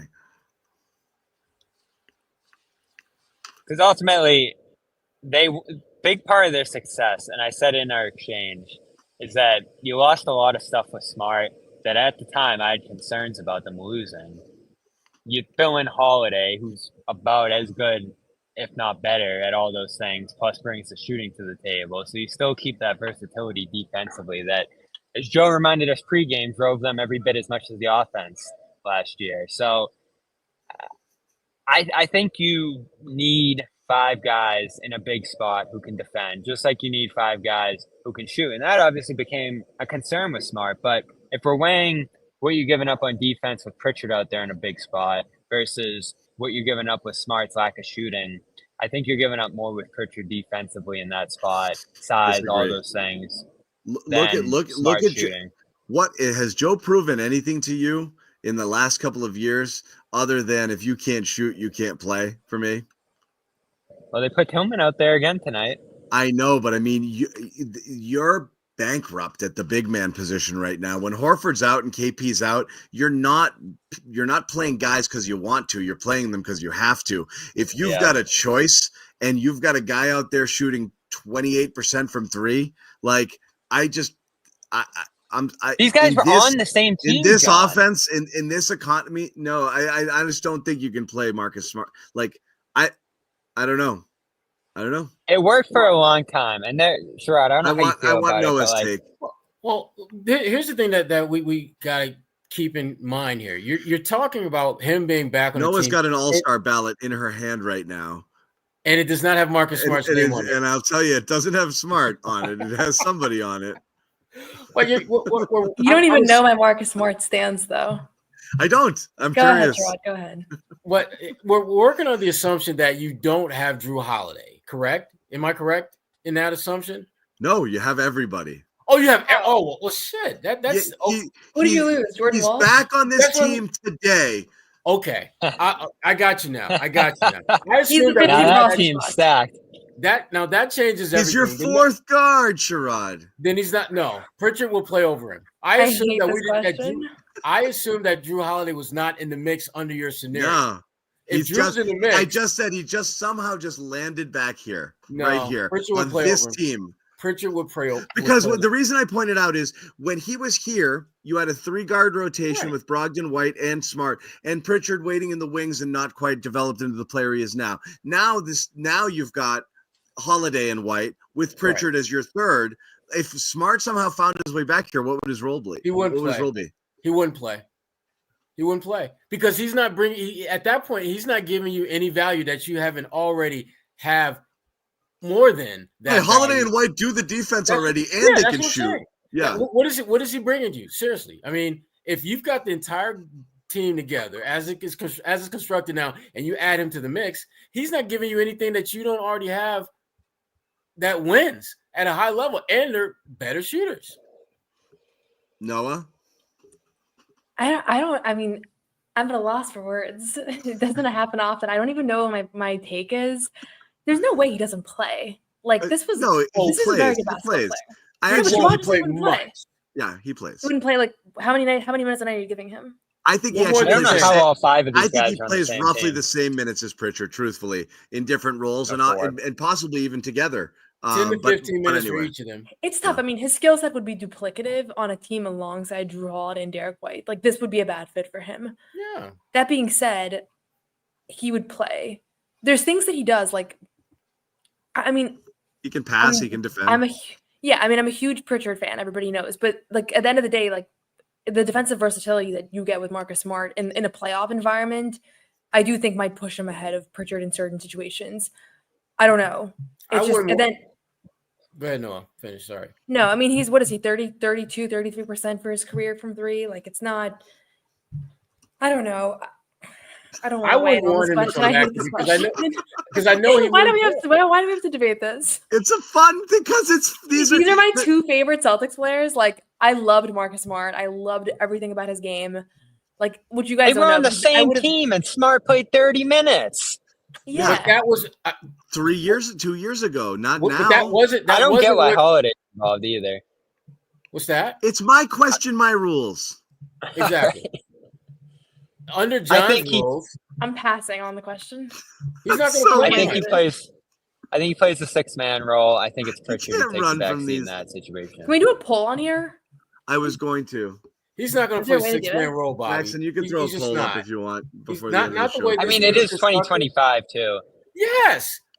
Bobby, let's think about this. It's like you just said, it's 2025. Look at what this team has done with the core group. There's a reason why Wick. So I guess that could be the swing everyone factor. came back. He's not a And Joe guy. Pritchard's That's grown a true. lot. He's really not a Joe guy. No, he's not going. He's That not going might to play. be- I would hate for him to be brought back here because he wouldn't play. And I do Why am think I he's stressed good. out about this? I do think. I feel like I'm like a GM of a. I do think Marcus is good enough to help some teams, a lot of teams actually, but Celtics, I just don't think are one of them. I'm going to lean Smart. I think we've gone off 30, 40 games, whatever he's played with Memphis, through a couple ankle injuries, major missed time. I think we're going too far in the other direction against him. And yes, John, there might have been a mythical status with him here and might have been overrated by many, including myself. But he's still, if you look at the advanced stats, one of the more impactful, versatile defenders in the league. And to me, that's every bit as important as a guy who can give you a boost in terms of three-point shooting and offense and the half-court heaves, which are Bobby, great. When you look at his advanced stats, let me ask you this question. What is he giving you that you're not getting now? What does he bring to the table that you're not getting plates and plates and plates of now that you are feeding on every single game? He's not giving you better shooting. He's not going to give you an upgrade defensively, even though he's a great defender, but you already have two of the best defenders on the wing in Derek White and Drew Holiday. What is he bringing to you to the table that is uniquely upgrade from what you have now? Well, in this situation where White and Holiday are here, That's I what I'm think point saying. of attack passing, I think great point of attack defense and defensive versatility in the second units, which he did for a while there before he became a starter. So I still feel good about that in that situation. And again, to say the inverse of what Noah was saying there, Pritchard would still play some, I think, in that scenario. But I think Smart would play more. Like I said, it's again. I love Marcus, but I just totally. What's your disagree. final choice, Noah? Who would play more? Yeah. You come on, Probably Noah. Pritchard. Probably Pritchard. Was that so hard? It was. Yeah, I don't feel good about it. Like if this was clipped and posted on Twitter, I'd be sick. You know. I love Marcus, but I just don't think Big headline. With all the people, all the pieces Noah they have bashes now. Marcus Smart. Yeah. Says he wouldn't play a minute. No, that was Rod. Yeah. I hate this question, John. But I love it at the same time. I hate the question, and I hate the retroactive bashing of the Celtics who are out the door. I don't do that. Marcus, you know, because you got Rob's back. Yeah. I just think it's an unfair question because you're saying like it's like saying okay, add LeBron to this team. Where does he play? Does he play over Tatum and Brad? Like it's duplicative. You know, it's a guy who has a skill set that we already have. It is. Like I said, it only came up because we talked about, you know, like we said, is the elevation of the people who were gone for a reason because you felt like you needed to change things up from those people to get to where you were last year, and then you won a title. And it's just interesting in terms of, you know, the way we talked about it then versus how we talk about it now. You know, 2 years ago, Marcus Smart is absolutely one of the best point guards in the league, and you could totally win a title with him. And then they got Drew Holiday. And then they're like, no, we can't. And then we have to do this. So I'm just curious, like, how would it play here? How would we play? Yeah, we'll clip it. Clip it. Well, I said that, it felt like it was a mistake. I think it worked out well for him where Holiday comes in, everybody knows Holiday, and even he, I think, would say like Holiday's smart personified in a different kind of way. But those two guys are the top of the line of guys you'd want at that kind of role. And you ended up getting the better version of it coming in the door right as he went out the door. So I think it's tough to say that, like, Smart leaving was the key. And maybe he did need a shake up there in terms of personalities and hierarchies on the team and leadership and all that. I think that's all valid. But just strictly taking Marcus's game out the door and not bringing in Holiday, I think would have been tough. Stop picking on Noah. Protect Noah. Stop it. Stop it. Leave the headlines are in. So that's fine. I'm sorry. I didn't mean to upset people. First it was me, John. Now Noah's going to catch those strays. I'm just mad I don't have a good answer. Normally, I feel like I know whenever there's a debate, I have a very strong stance, and I'm not sure my answer here. That's just throwing it out there.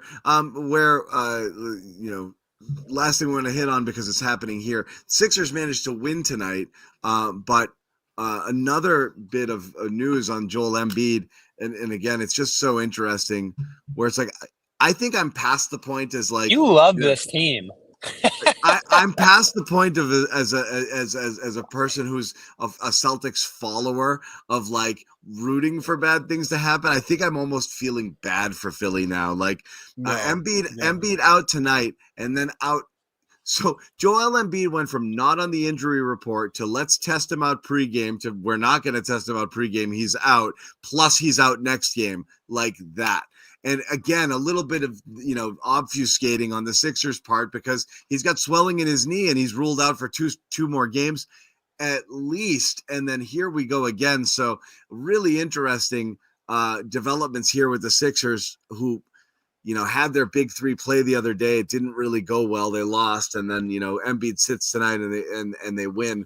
But things are getting weird there. And then on top of that, Embiid's on like a hunt to find this. Is why he needs to take time off. He's got to. So yeah, it's like he might be faking this injury because he's got to go find the snitch. He's like OJ, I gotta find Yabu. I'm with him though. I thought that was ridiculous that somebody in that locker room gave the explicit quotes of what was said in a team meeting 10 hours after the fact. Yeah. That's the big story more than anything that was said. It always happens though. Like when your team is losing, yeah, it always happens. It always happens when we know about it, but we don't know when it doesn't happen. Every time you have a team meeting, just details come out. Like always. Somebody's out there, and they're like, "I want to know who." Yeah, it's not always a player. Joel's gonna find out. Yeah.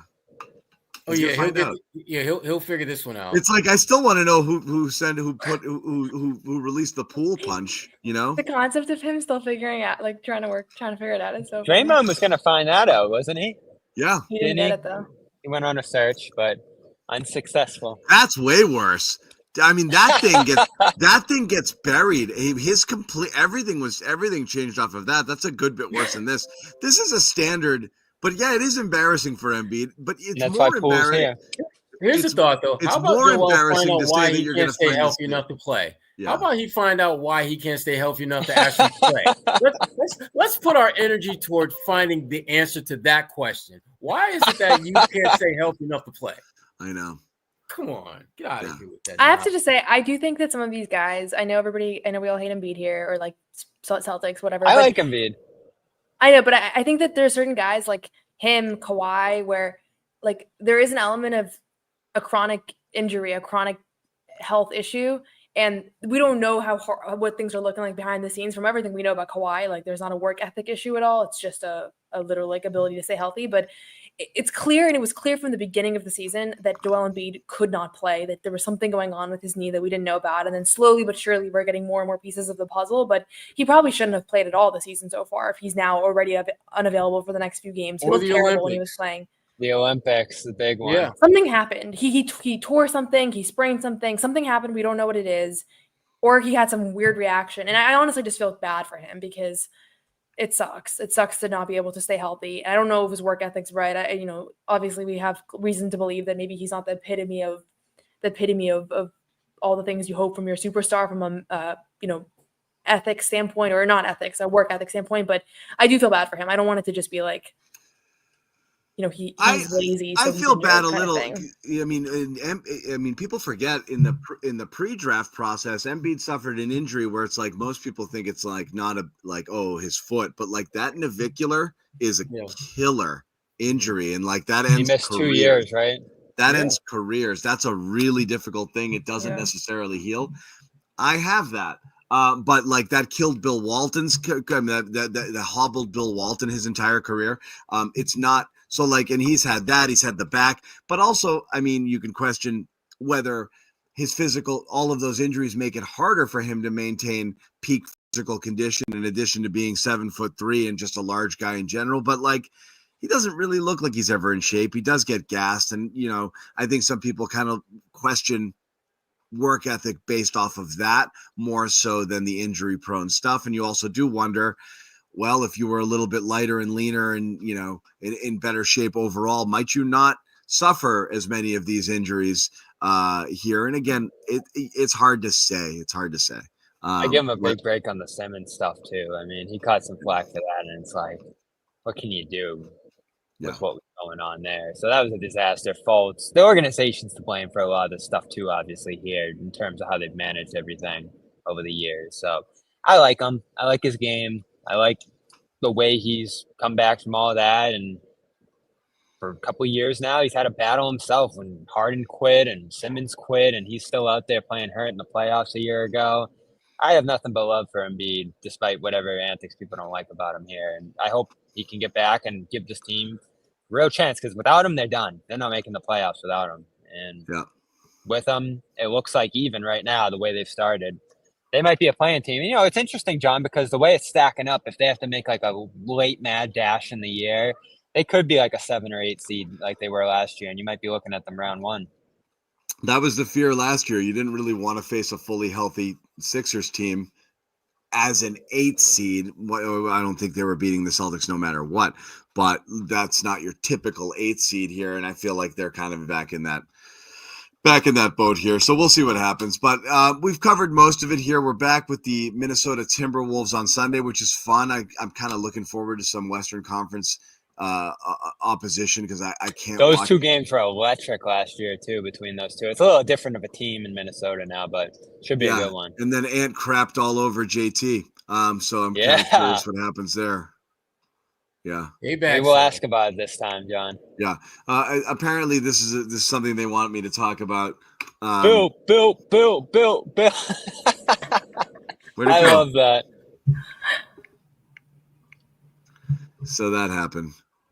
I love the storyline. Did you ever get This is the most interesting thing that happened tonight. Wait, what is it, Noah? This is the most interesting story that happened tonight. What is interesting? What is going on? Well, Jalen tweeted a while ago that he wanted to meet Bill Nye. It was so random, but everybody loves Bill Nye. And then he was at the game. They kept showing him on the Jumbotron. He was doing the towel. He had a great stage presence about him. And then after the game, he met him and he was gushing about him post game. That was the happiest I've seen Jalen take a question in a minute. He was talking about how much he taught him STEM and the impact that he had on him, how excited he was to. So he was honored to meet this guy. So it was pretty cool. As a big Bill Nye fan, I thought it was cool. Yeah, anyone our age, this guy's huge. Yeah. You would have class every year, and if they didn't want to do a lesson that day, they were putting on this guy, and he was just making you laugh, teaching you stuff, keeping you engaged. If you were having a normal class, you were falling asleep, you weren't caring, but if they threw on his show, you were locked in. The silly intro was great. That he wore. Yeah. Bill Nye the Science Guy. Bill. That was great. I love him too. I should have went and taken a picture with him.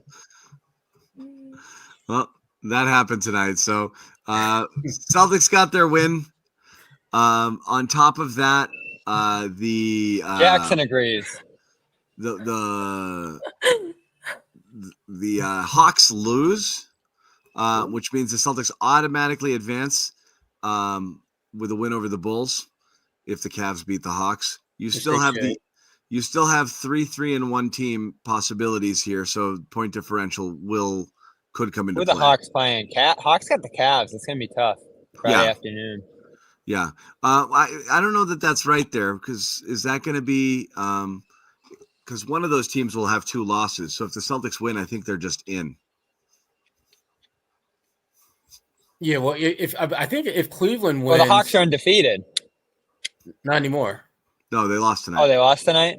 Yeah. So I don't know that this is right. I think if one of those teams is going to get 2 losses. So the Celtics win, they should be in there as a 3-1 team. There's some weird tiebreakers with this too. If there's like a group tie and a wild card tie, so Yeah, but if Cleveland wins, though, then the Celtics will be tied with Cleveland, and Celtics won the head-to-head. So I think that's where you get the group winner, and then it's the wild card that comes down to point differential. But they ran it up tonight, and that was important. So that's going to help them because they had a loss to Atlanta. The win over the Cavs was what, by like 5? I'll ask you guys. Noah, I want your take first. Is Marcus Smart? No, just kidding. Come on. Come on. How does the Sherrod hates the point differential thing. What are your thoughts?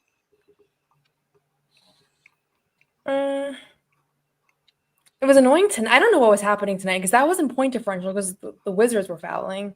Whatever it was towards the end there, whatever made. Joe called the timeout. Joe called the timeout with like. Then Joe leaned in.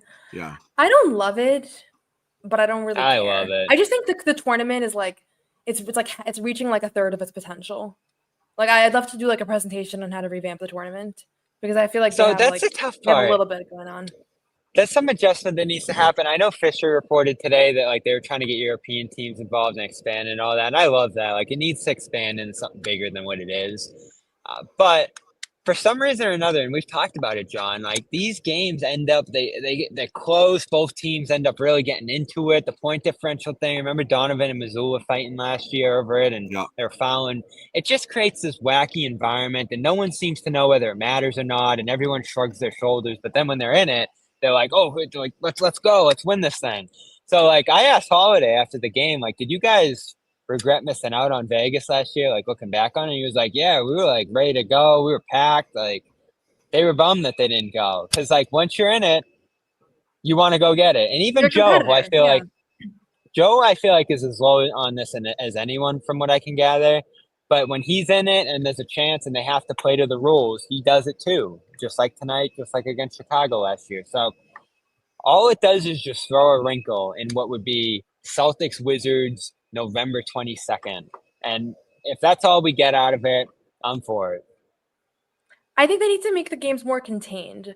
Like, I'm embarrassed to admit, I didn't know today was a cup game until we got to shoot around and people kept asking about it. And I was once you see the court, the pink court, once you see the court, but like I'm a Celtics reporter and I didn't even realize the cup was coming up today. Maybe that's on me, but I feel like it should be like the cup 2 weeks and every game is the cup and it's like everybody knows about it and then you go back to something else. The way that it's kind of interspersed is like there's a cup game, there's not a cup game. The average person is Tuesdays not and gonna Fridays. know.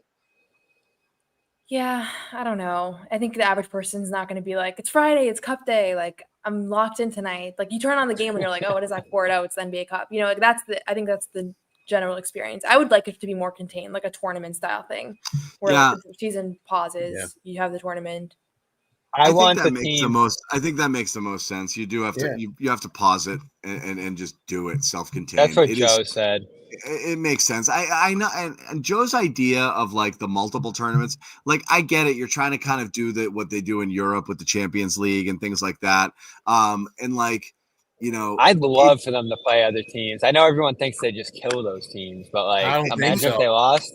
No, I think it'd be cool. It's just like, can you motivate them enough to care about it? Because like that's the whole thing is like if you start something new and say like, so this is a new thing and you're going to win a championship and you're supposed to care, they're like, but I don't. Like it's not a thing. I didn't grow up caring. But like you enter European soccer and you're like, Champions League is the biggest friggin' deal in the world. You're working all year long to finish in the top 4 in your league so you can qualify for it and play and all like that stuff matters. Like it's a big deal. It's just you can't convince somebody something is important just because you're like, we're calling it a cup, you know, like it's really hard to click over, you know, like, but I love the concept. I think it'd be cool as hell to have them play like Real Madrid in hoops and like, you know, give us the 4 best European teams and the 4 best NBA teams and do something. You Yeah, got I think it'd be awesome. Australia.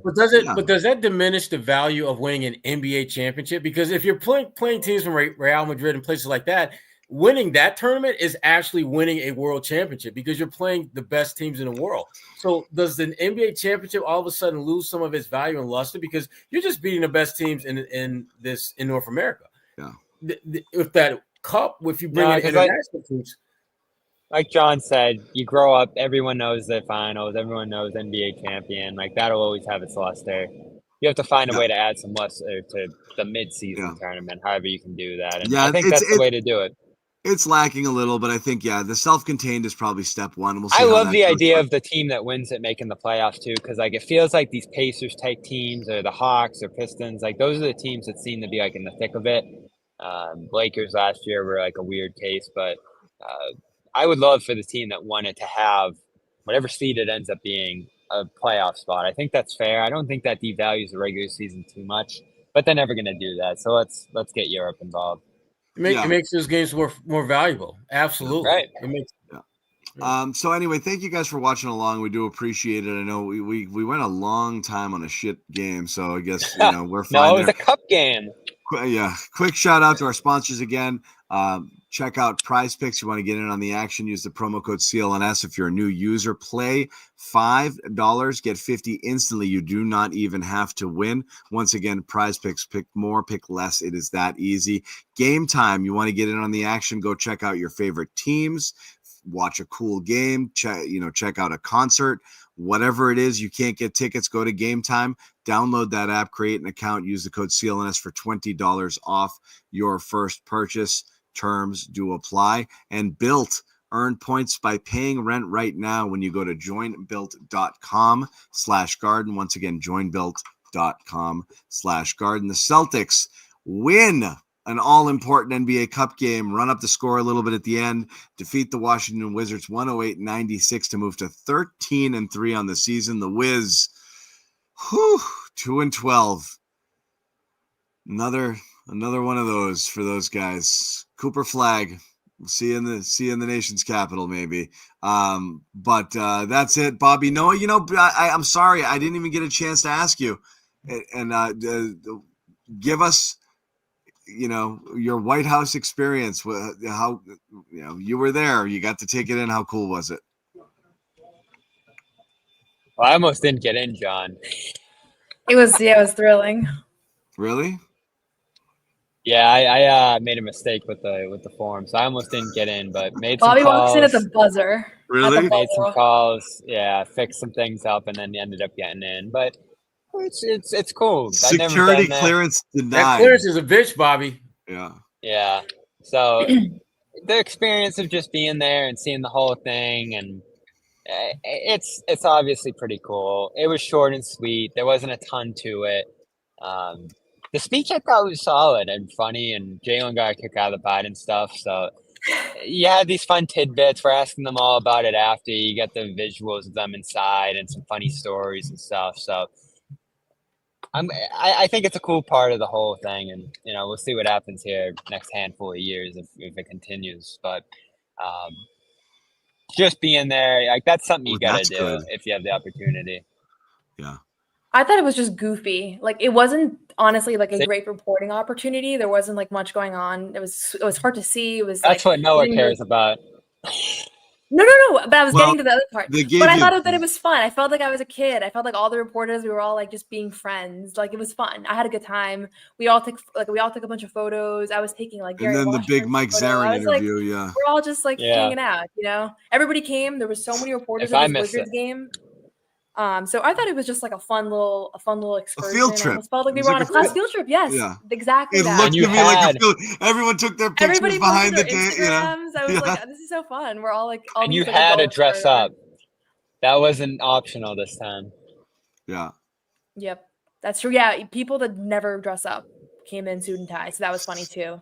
Yeah. I also had to wait outside for 2.5 hours because I missed like the first boat that was going in. So, because I was distracted talking to somebody. So I also watched every single person come in one by one after every 15 minutes, like in their suit and ties. I felt like I was watching like a big reveal. So I had a good time. Now, that was a good video opportunity. Which one? Everybody, their runway into the White House. I should have. Gary, Adam, Yeah. Jay. And everybody had this like extra pep in their step, you know. They were like just rolling up to the White House. You could feel that they were like excited to be there. Yeah. Playing it cool. Yeah. Well, Awesome. Cool experience. For next year will be awesome. When they win it again. It'll be a great trip. Anyway, thank you guys for watching. We do appreciate you hanging out this late with us. As we said, Wizards game, not a ton of juice here, but always fun to talk with Noah and Bobby and Sherrod. Even if we ask difficult questions, Noah doesn't want to answer. That's fine. But also fun chatting with you guys. So thank you guys for hanging out and being lively and into it. We will see you again on Sunday. It's a 3:30 game, so we should be up around 6 o'clock. We'll see you then. Wait, Amit's got an outro for us, I think. No, he doesn't. He said he was going to work on an outro. He had a phenomenal game. Phenomenal game.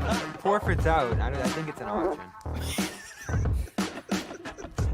That did not sound like a chair. It was a freaking chair. It does sound like a chair.